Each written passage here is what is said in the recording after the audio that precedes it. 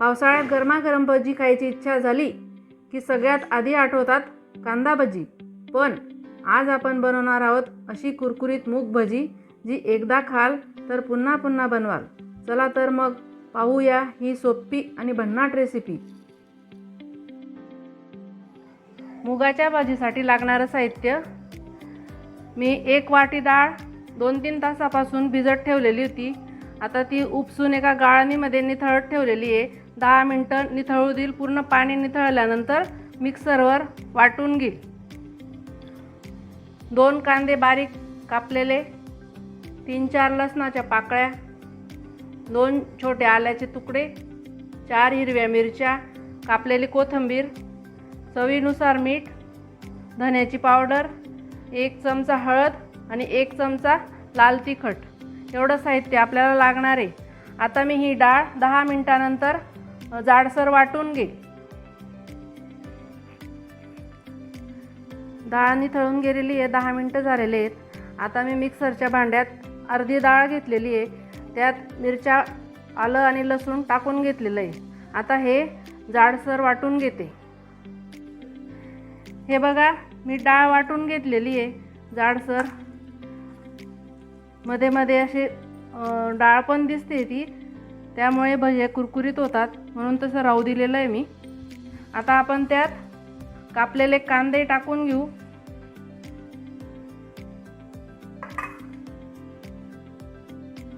चवीनुसार मीठ टाकून घेऊ. धण्याची पावडर, हळद आणि चटणी. धण्याची पावडर मी इथे 2 चमचे टाकलेली आहे. 1 चमचा लाल चटणी टाकलेली आहे आणि 1 चमचा हळद, चवीपुरता मीठ आणि कापलेली कोथिंबीर. आता आपण हे मिक्स करून घेऊ.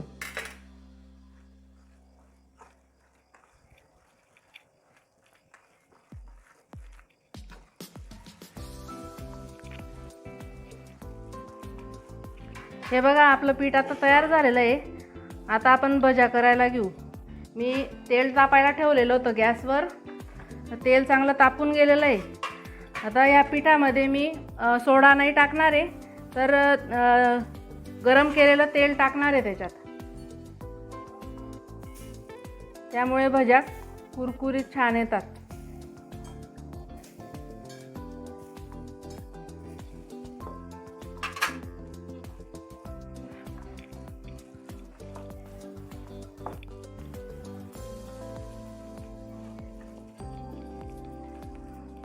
आता आपण भज्या तळून घेऊ.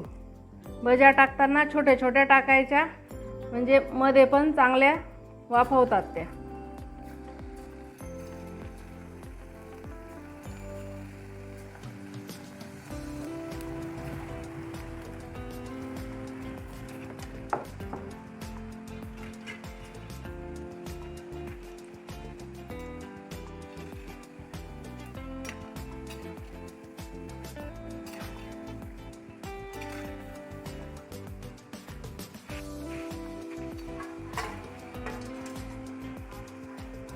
हे बघा, छान तळल्या गेल्या आपल्या भज्या.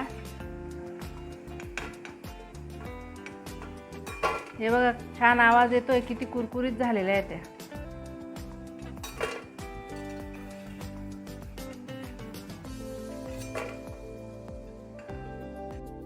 वाह, तयार झाली आपली एकदम कुरकुरीत आणि चविष्ट मूग भजी.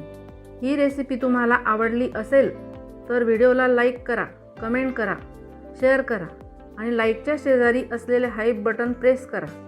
आणि अशाच स्वादिष्ट रेसिपीजसाठी टेस्ट सूत्राला सबस्क्राईब करायला विसरू नका. पुन्हा भेटूया पुढच्या रेसिपीत. धन्यवाद.